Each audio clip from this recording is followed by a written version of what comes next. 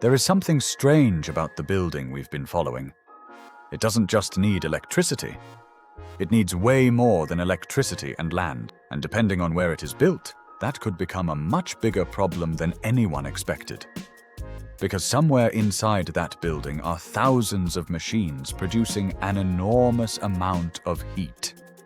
And heat has to go somewhere. For decades, one of the simplest ways to remove that heat has been to use water. But now artificial intelligence is changing the equation. The computers running modern AI workloads are becoming more powerful.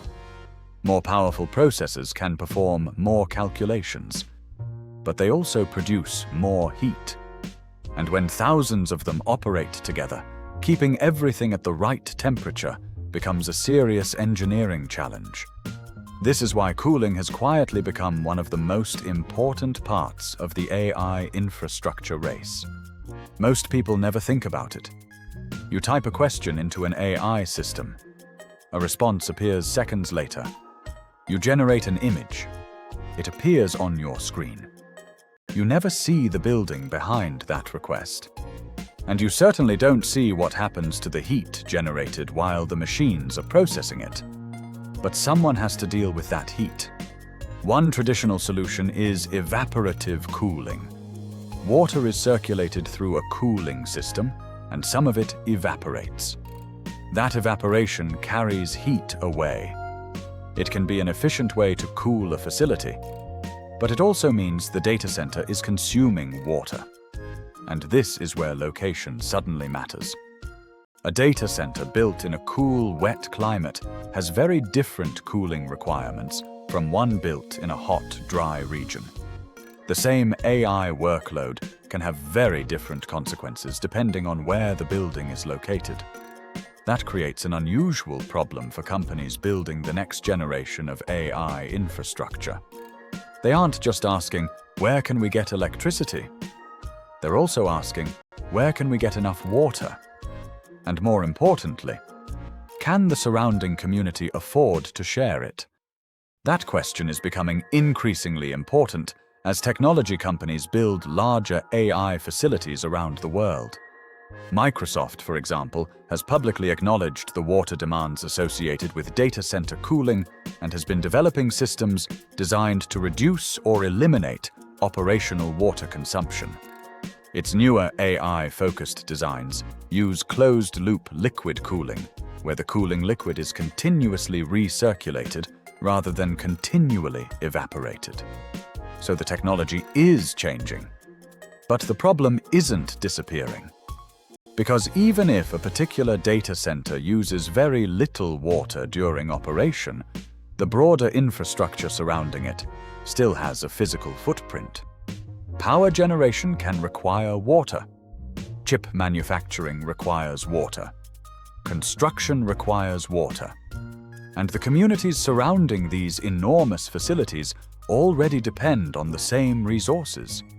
So the real question isn't simply how much water does AI use?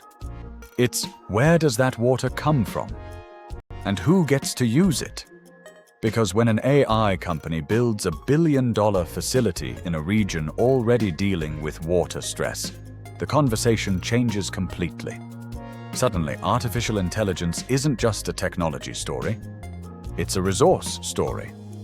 And that may become one of the biggest constraints on the physical expansion of AI. For years, the solution was relatively simple. If computers produced heat, you found a way to move that heat away.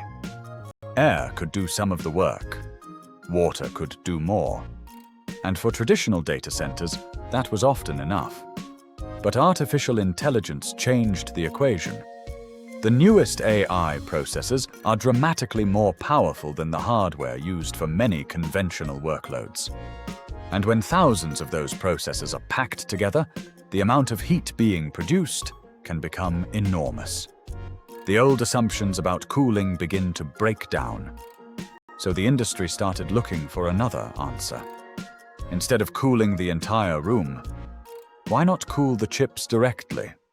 That's the idea behind liquid-to-chip cooling. A liquid is circulated through a closed system, moving much closer to the source of the heat. The liquid absorbs the heat and carries it away. And unlike evaporative cooling, a closed-loop system can continuously reuse the same liquid rather than constantly consuming fresh water. Microsoft, for example, has introduced newer AI-focused data center designs using closed-loop liquid cooling that can operate without ongoing water consumption for cooling after the system is filled. That sounds like the problem has been solved, but it hasn't. Because there's a difference between reducing water consumption and eliminating the physical resources required to build and operate an AI ecosystem. The processes themselves have to be manufactured. Semiconductor fabrication requires extremely pure water. The electricity powering the data center has to come from somewhere, and depending on how that electricity is generated, power production can also involve water. So the water footprint of artificial intelligence isn't necessarily confined to the cooling system sitting inside one building. It can stretch across the entire supply chain. And that makes the question of location even more important. Imagine two companies building identical AI facilities. One chooses a cool region with abundant water and reliable electricity. The other chooses a hot, water-stressed region because electricity, land, or tax incentives are more attractive. The two facilities may have completely different resource requirements. That's why data center developers increasingly have to think about climate, water availability, electricity, and local infrastructure before construction even begins. The location can become part of the technology, and this is creating a new kind of competition. Cities and governments want the investment that enormous data centers bring. They can create construction jobs, infrastructure spending, and long-term economic activity. But communities also have to ask what those facilities will require from local resources. How much electricity? How much land? How much water? And how much new infrastructure? Those questions become particularly important in regions already experiencing water stress. Because an AI company can move capital across borders. A community cannot simply manufacture a new river. And that creates a tension at the heart of the AI infrastructure boom. The technology companies want to build faster. Governments want investment. Investors want returns. And communities need resources that were never designed around massive AI campuses. At the same time, the technology is becoming more efficient. The amount of computing required for a particular AI task can fall as hardware and software improve. The IEA has noted that energy use per AI task is declining rapidly, even as overall data center electricity demand continues rising because AI adoption is expanding so quickly. That's an important distinction.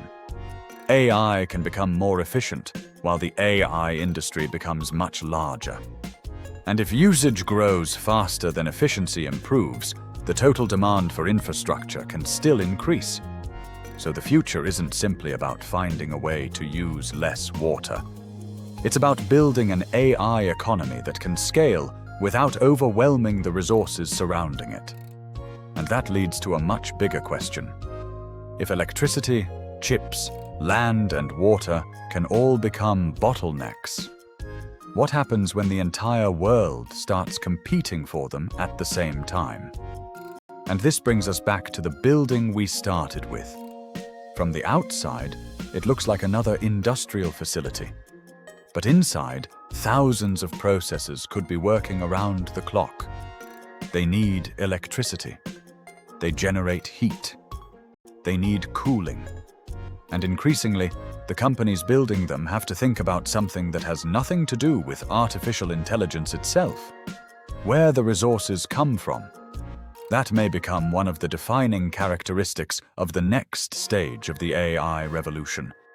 Because the first phase was largely about software. Then came the race for chips. Then the race for data centers. Then electricity became a major constraint. And now, companies are discovering that even the infrastructure supporting those facilities has its own physical limits. Water is one example. Land is another. Power transmission is another. And all of them share the same problem. You can't scale them instantly. You can't manufacture a new water supply overnight. You can't build a major power grid in a few weeks. And you can't simply decide that a particular location has become inconvenient and move an enormous data center somewhere else. These facilities are built to operate for decades. That means decisions being made today could shape the geography of the AI industry for years to come.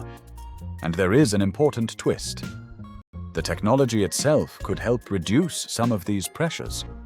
More efficient processes can perform more work using less energy. Better software can reduce unnecessary computation. New cooling systems can dramatically reduce water consumption.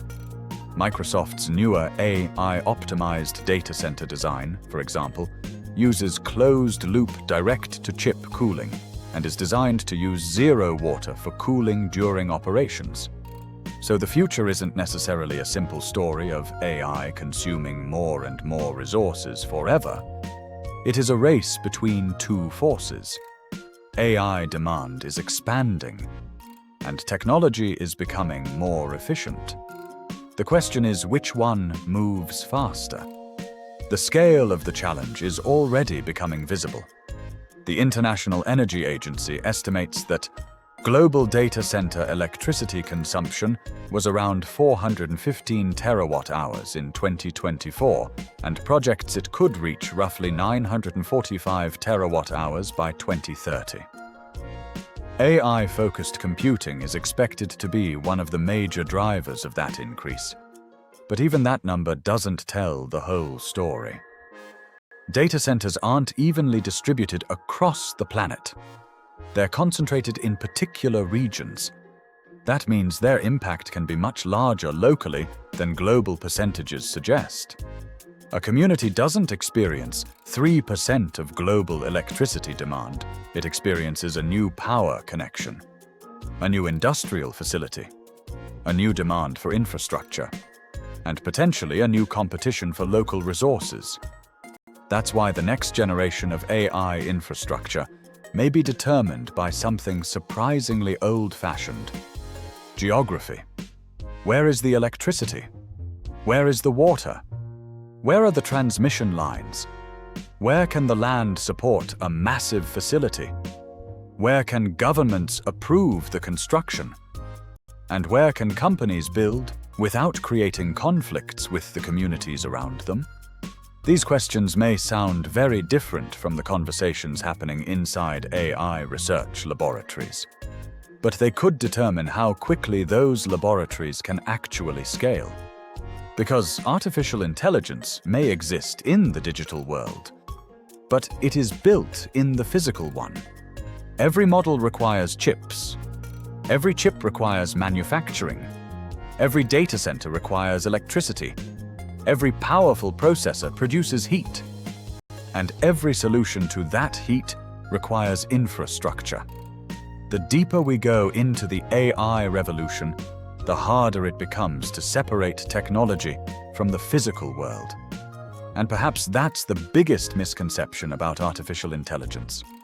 We imagine something that lives in the cloud, something weightless, something that can expand infinitely. But there is nothing infinite about the physical world underneath it. There is only so much electricity, so much land, so much water, so much manufacturing capacity, and so much infrastructure that can be built at one time. The companies that understand those limits may have an enormous advantage, because the next AI race may not be won by whoever writes the smartest algorithm. It may be won by whoever figures out how to build the largest computing infrastructure without running into the physical limits standing underneath it. The AI revolution may look digital, but its future will be decided on the ground. If you enjoyed this documentary and want to understand the hidden industries, resources, and technologies shaping the future economy, subscribe to Future Capital. Every week, we go beyond the headlines to uncover what is really happening beneath the world's biggest technological shifts. And if this documentary changed the way you think about AI, share it with someone who still thinks the AI revolution exists only inside a computer. Thanks for watching, and I'll see you in the next documentary.